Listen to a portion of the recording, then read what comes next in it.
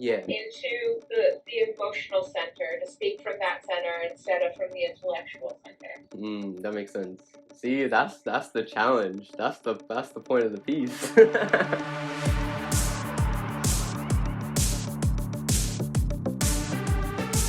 My name is Cody Folta. I'm 27. I'm from Somerset, New Jersey, and I'm a visual artist.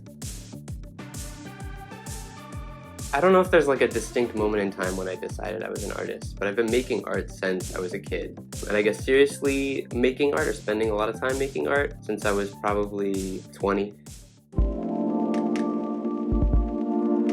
A lot of surrealists. So when I was a kid, I went to the Dalí Museum with my mom, and I don't know, I think that was pretty transformative for me at the time. But yeah, surrealists, Dalí, I think Hieronymus Bosch, and then like some more a lot of popular like illustrators. So I think like James Jean has had a huge impact on me.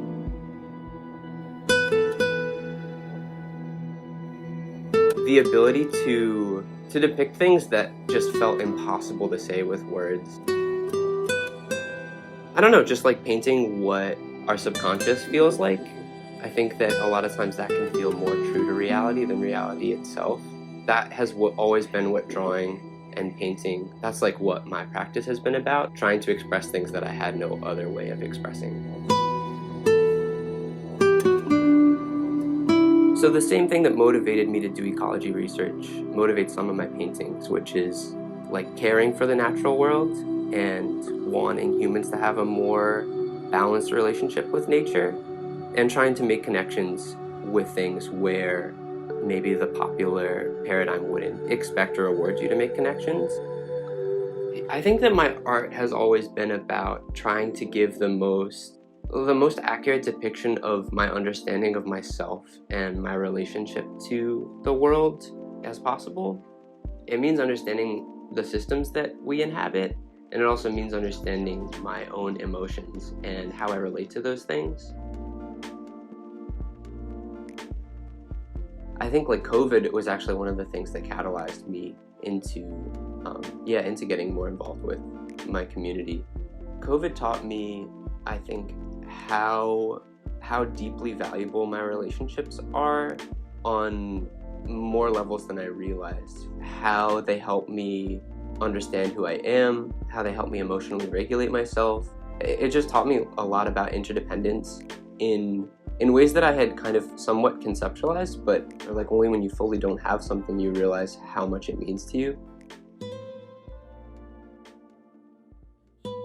If we want to build a better world, we can't ignore the things that are causing us internal friction. Like kind of the only way through is to deeply look at what is causing us discomfort.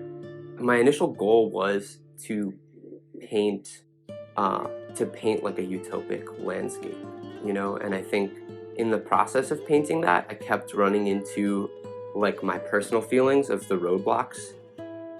Overall, the painting and the sculpture has kind of been my attempt to convince myself to feel hopeful by understanding my own alienation.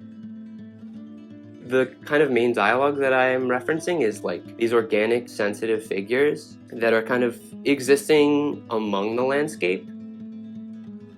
And then there's the representation of the sculpture kind of scattered across the landscape.